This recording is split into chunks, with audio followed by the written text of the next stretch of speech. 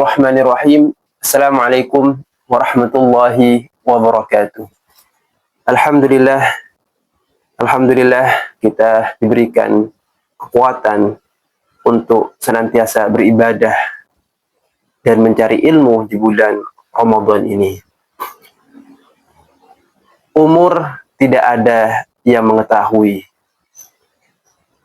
Bisa jadi bulan Ramadan ini adalah bulan terakhir kita bertemu dengan Ramadan. Puasa terakhir kita di bulan Ramadan. Bisa jadi pula hari ini adalah hari terakhir kita di dalam beribadah kepada Allah SWT. Karena usia tidak ada yang mengetahuinya. Idza jaa ajaluhum la yastakhiruna sa'atan wa la yastaqdimun. Ketika sudah ajal datang, maka tidak bisa dimajukan ataupun dimundurkan. Tetapi semoga Allah SWT senantiasa memperpanjang umur kita di dalam fi ta'atillah dan memberikan keberkahan di dalam umur-umur kita. Amin ya rabbal alamin. Pemirsa yang dimuliakan oleh Allah SWT, Ramadan adalah waktu dan momen yang tepat bagi kita untuk memperbaiki diri. Allah SWT menjadikan Ramadan dan Allah pilih bulan ini sebagai bahan training untuk kita melaju ke bulan-bulan yang lain. Kita dianjurkan di bulan Ramadan ini membiasakan diri agar senantiasa mendekat kepada Allah SWT. Membiasakan diri di bulan Ramadan hingga menjadi habit, dan itu akan terbiasa pada bulan-bulan selanjutnya. Salah satunya adalah bagaimana kita diajarkan di bulan Ramadan dengan puasa itu sendiri, agar kita senantiasa menjaga hawa nafsu kita, menjaga lisan kita, menjaga telinga kita, menjaga mata kita dari hal-hal yang dilarang oleh Allah SWT. Maka bulan Ramadan adalah bulan yang tepat untuk memperbaiki diri. Kenapa? Karena ketika kita melakukan kebaikan di bulan Ramadan, itu akan lebih mudah dan lebih gampang ketimbang bulan-bulan yang lain. Dan melakukan kemaksiatan lebih sulit. Karena salah satunya adalah Allah SWT membuka lebar-lebar pintu surga di bulan Ramadan dan menutup serapat-rapatnya pintu neraka di bulan Ramadan.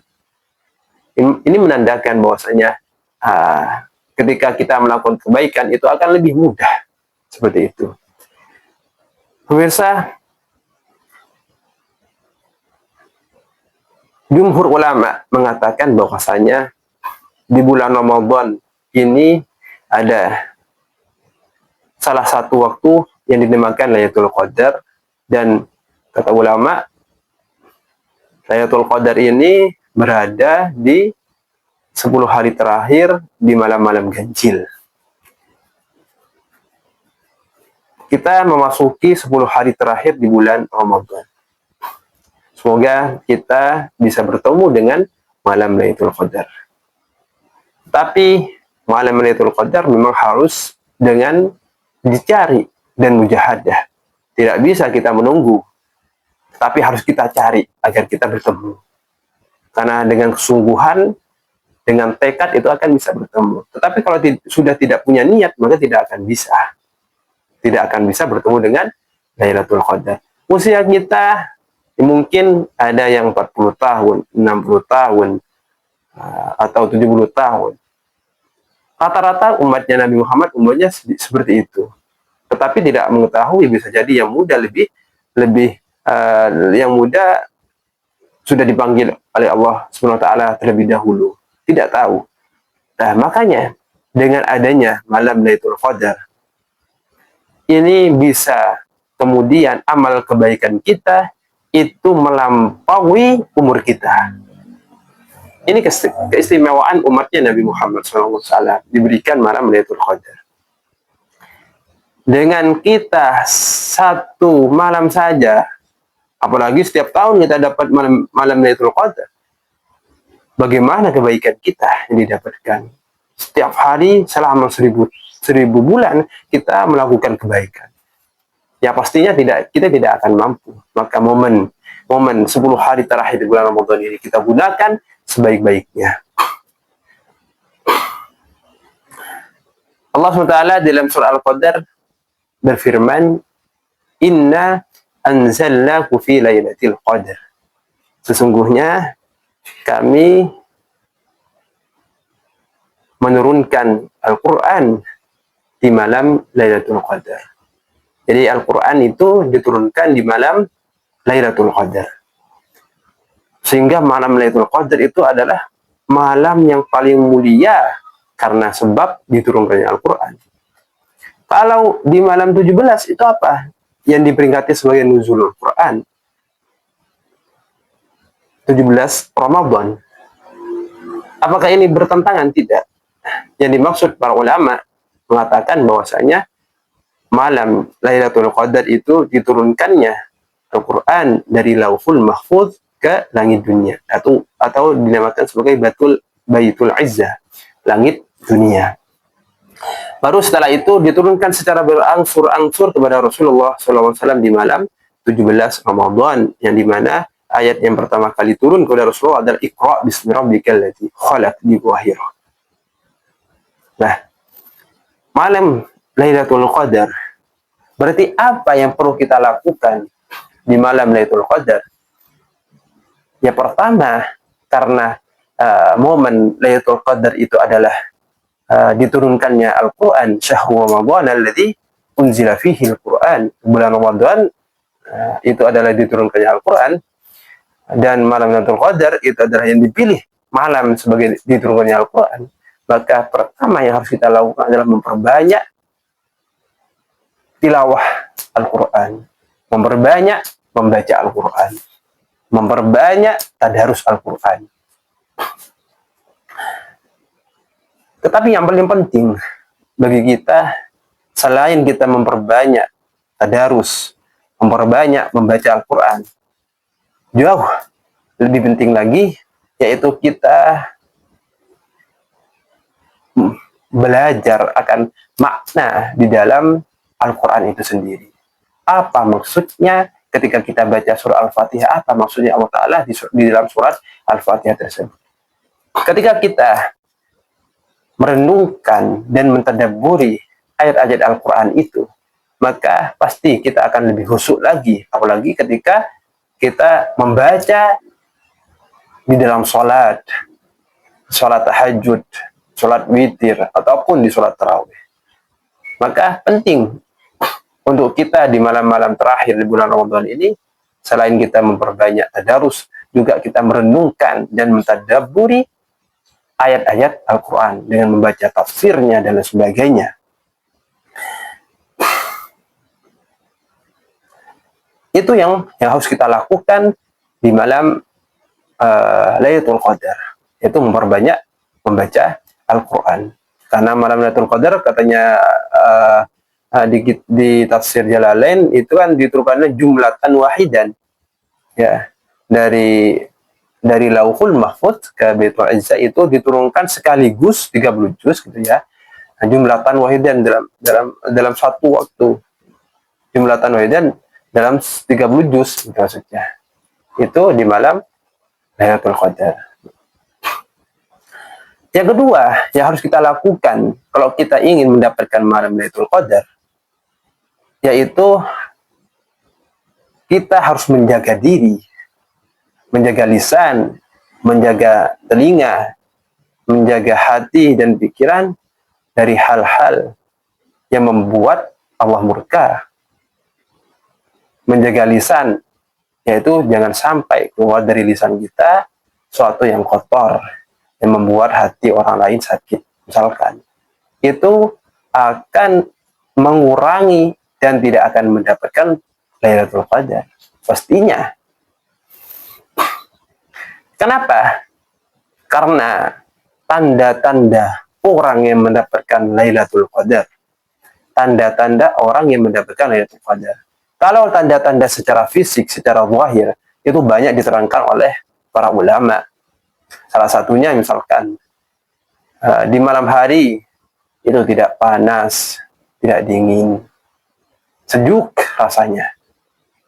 Dan ketika pagi harinya atau siang harinya, matahari itu walaupun keluar cahayanya tapi tidak menyengat. Ya, tidak menyengat. Itu salah satunya. Tetapi yang paling penting itu adalah apa yang kita rasakan ketika mendapatkan malam Lailatul Qadar. Tanda seorang itu mendapatkan Lailatul Qadar itu ada rasanya. Ada buktinya. Maka jangan sampai kita mengatakan Lailatul Qadar, tetapi kita tidak tahu bagaimana orang yang mendapatkan Lailatul Qadar itu. Salah satunya apa? Di surah Al-Qadar sebenarnya diterangkan, tanazzalul malaikatu warruhu fiha biidzni rabbihim min kulli amr salamun hiya hatta matla'il fajr. Jadi para malaikat itu turun ke muka bumi, ya, warruh di sini maksudnya adalah malaikat Jibril, ya, malaikat Jibril juga turun. Hingga makanya makna Al-Qadar, kalau menurut Profesor Quraish Shihab, makna Al-Qadar itu ada 3 hal. Pertama adalah makna kemuliaan, ya, maknanya adalah kemuliaan. Kedua itu maknanya ketetapan. Al-Qadar, ketetapan. Allah menetapkan 1 tahun ke depan itu di malam Lailatul Qadar. Ketiga adalah maknanya adalah sempit Al-Qadar itu. Kenapa? Karena para malaikat turun ke muka bumi sehingga bumi ini sempit. Tetapi ya malaikat membawa keberkahan, ya, membawa keberkahan, membawa kemuliaan, kesejahteraan bagi orang-orang yang menghidupkan malam itu. Menghidupkan malam itu dan juga sana menjaga semua anggota tubuh zahiran wa batinan itu dari hal-hal yang dilarang oleh Allah Ta'ala. Maka orang ini fi ta'atillah, dalam taat kepada Allah Ta'ala, mendapatkan Lailatul Qadar, mendapatkan keberkahannya para malaikat, mendoakan, mengaminkan doa-doanya, kebaikan-kebaikan yang dilakukan oleh si fulan tersebut. Tanazzalul malaikatu warruhu fiha biidzni rabbihim min kulli amr salamun hiya hatta matla'il fajr. Kesejahteraan, kemakmuran sampai hatta matla'il fajr, sampai terbitnya al-fajr. Dimaknai itu sebagai hari kiamat. Nah, dimaknai sebagai sampai hari kiamat. Nah, kesejahteraan, ketenangan yang akan kita peroleh. Siapa itu? Orang yang mendapatkan Lailatul Qadar. Orang yang mendapatkan Lailatul Qadar, dia akan mendapatkan ketenangan hati. Waraqu fi qalbi wa kasru dam. Ya, hatinya bersih. Ya, orang yang mendapatkan malam Lailatul Qadar. Sehingga ketika hatinya bersih, dia akan terjaga lisannya dari ghibah, dari hasad, dari dengki kepada orang lain, kepada saudara muslim, kepada tetangga, kepada saudara dan sebagainya.